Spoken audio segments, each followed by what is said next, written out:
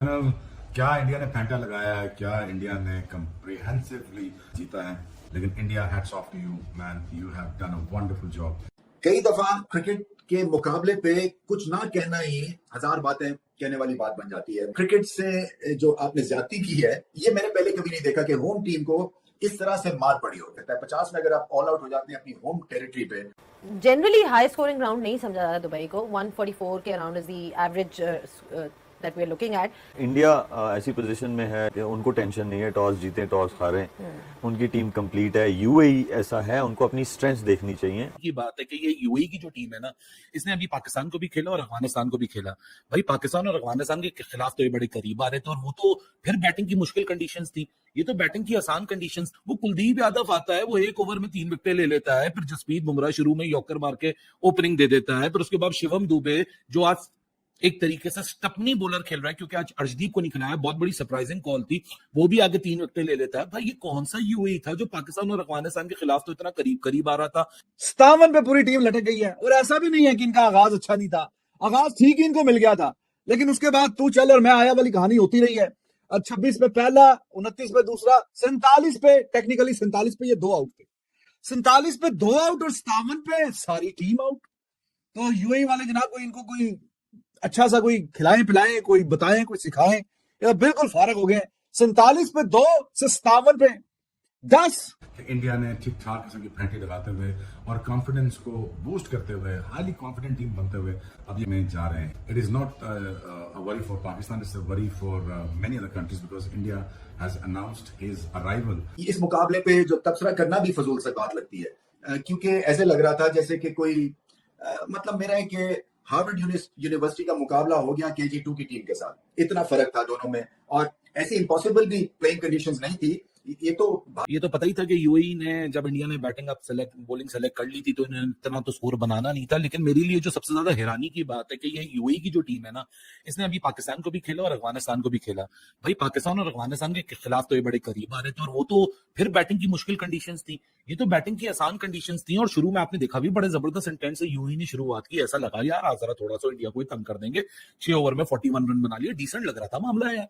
लेकिन भाई साहब उसके बाद पहले तो आज दिन का पहला सरप्राइज था गौतम गंभीर और सूर्या कुमार यादव। इन्होंने जो हम सबको दिखाया वो इन्होंने किया नहीं, इन्होंने दिखाया नहला डाला दहला। ये दिखाते रहे जितेश शर्मा को ट्रेनिंग सेशन के अंदर, उसी को प्रायोरिटी देते रहे, संजू सैमसन आराम करते रहे बैक सीट के ऊपर। ऐसा लगा कि संजू तो खेलेगा नहीं, लेकिन संजू खेल गया। वरुण कुलदीप अच्छा आगे चलकर टूर्नामेंट में खेलेंगे जब स्पिन विकेट होगी। अबे भाई early in the tournament rock hard, इस तरह की विकेट है। रसल लार्डन ने लोगों को आवाज बजा के भी दिखाई कि भाई साहब देख लो कितनी रॉक हार्ड विकेट है, ग्रास की क्लियर भी है, वहां आप 3 फ्रंट लाइन स्पिनर खिला रहे हो। वो कुलदीप यादव आता है, वो एक ओवर में 3 विकेटें ले लेता है, फिर जसप्रीत बुमराह शुरू में यॉर्कर मार के ओपनिंग दे देता है, फिर उसके बाद शिवम दुबे जो आज एक तरीके से स्टपनी बॉलर खेल रहा है, क्योंकि आज अर्शदीप को नहीं खिलाया, बहुत बड़ी सरप्राइजिंग कॉल थी, वो भी आगे 3 विकेटें ले लेता है। भाई ये कौन सा यूएई था जो पाकिस्तान और अफगानिस्तान के खिलाफ तो इतना करीब करीब आ रहा था इंडिया के खिलाफ। इंडिया ने तो अपने साथ से नहीं भटकने दिया इनको, मतलब 57 ऑल आउट। और सबसे ज्यादा हैरानी कि अभी तो स्पिनर्स की परफॉर्मेंस अगर मैं देखूं, कुलदीप यादव, वरुण चक्रवर्ती, अक्षर पटेल, ये तो स्पिन विकेट नहीं थी। इस विकेट के ऊपर अगर स्पिनर्स ने इस तरह की परफॉर्मेंस दी है, तो भाई साहब जब आगे चलकर टूर्नामेंट में स्पिन का फैक्टर आ जाएगा फिर क्या होगा। क्योंकि ये तो अभी इंडिया ने सिर्फ वार्म अप करना था। कहा यह जा रहा था जनवरी फेब से इन लोगों ने एज अ टीम कोई T20 क्रिकेट नहीं खेली है, ये तो शायद स्ट्रगल करेंगे अर्ली ऑन। अभी तो जंग होगा, जंग उतारने में टाइम लगेगा, थोड़ा तो इंतजार कर जाओ, अभी पता चलेगा कैसा खेलेंगे। भाई ये तो पलट के ही नहीं देखा। और मेरे लिए अगेन वही वाली बात कि it is astonishing to have that kind of believe in this moment कि भाई ये बॉलिंग अटैक आगे चल के टूर्नामेंट में क्या करने वाला है। क्योंकि अभी तो अर्शदीप सिंह नहीं खेल रहा, जिसने 2024 का वर्ल्ड कप जितवाया, जो कि उस टूर्नामेंट का हाईएस्ट विकेट टेकर था, इंडिया के लिए मोस्ट वैल्यूएबल प्लेयर था। और वो बंदा अगर आज 11 में नहीं खेल रहा, वो इस मिक्स में नहीं है, तब भी इंडिया के पास 6 बॉलिंग ऑप्शन है। अभिषेक शर्मा को इन्होंने इस्तेमाल किया नहीं। इस मिक्स के बाद जहां 8 तक बैटिंग सिक्योर है, ये एक बोल्ड आपको 11 दिख रही है, जो कि out of all those discussions and all those speculations कि ये हो जाएगा, फला हो जाएगा, संजू की जगह जितेश खेल जाएगा, कुछ नहीं किया। तो कुछ रन ही नहीं छोड़े 57, मतलब hats off to this team. और सबसे बड़ा फैक्टर जो फिटनेस का लेवल है ना, वो बड़ा एक्सेप्शनल नजर आ रहा है। 13-14 ओवर जो इंडिया ने डाले हैं, 13.1 ओवर में है, ये तो अभी वही वाली बात हुई, शुरू होते ही खत्म हो गया। इस 13.1 ओवर में इंडिया की फिटनेस, बॉडी लैंग्वेज, बॉलिंग की accuracy, the combination that this bowling have, अभी से खतरे की घंटी सारी टीमों के लिए जग चुकी है। कि जो कहा जा रहा है ना कि India is a tournament favourite, वो गलत नहीं है।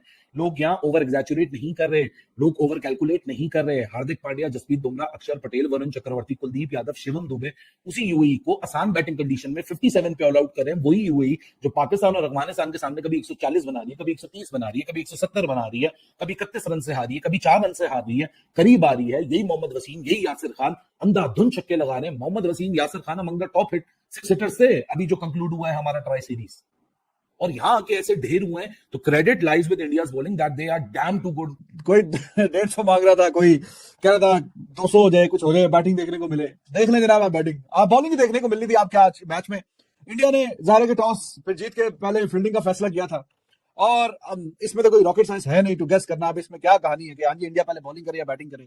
दे वर द फेवरेट्स। वो 95-7 whatever percentage you wanted to give, 99% दे दे या 100% ही दे दे। 57 जैसे छोटा is probably the decent word, शर्मनाक सही बात है कि 57 पे जब ये आउट हो जाएंगी। ये यूएई खेली है पाकिस्तान के खिलाफ भी, अफगानिस्तान के खिलाफ भी, लेकिन अच्छा मुकाबला किया टू बी वेरी ऑनेस्ट। इन्होंने बीच में कुछ मैचों में पाकिस्तान के खिलाफ 176 भी कर गए थे, तो अफगानिस्तान के खिलाफ भी बेशक उनकी हल्की टीम थी, they came very close to win the match chasing 170।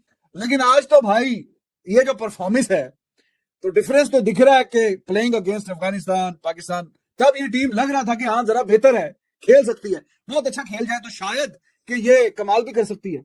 लेकिन यार आज जब ये बिग बॉयज, आज ये हथे चढ़े हैं बिग बॉयज के, तो बिग बॉयज ने फिर इनकी ऐसी चटनी बना दी है, ऐसी चटनी बनाई है कि बस आप क्या बोले। 57 पे पूरी टीम लटक गई है, और ऐसा भी नहीं है कि इनका आगाज अच्छा नहीं था, आगाज ठीक ही इनको मिल गया था, लेकिन उसके बाद तू चल और मैं आया वाली कहानी होती रही है। 26 पे पहला, 29 पे दूसरा, 47 पे टेक्निकली 47 पे ये 2 आउट थे, 47 पे 2 आउट और 57 पे सारी टीम आउट।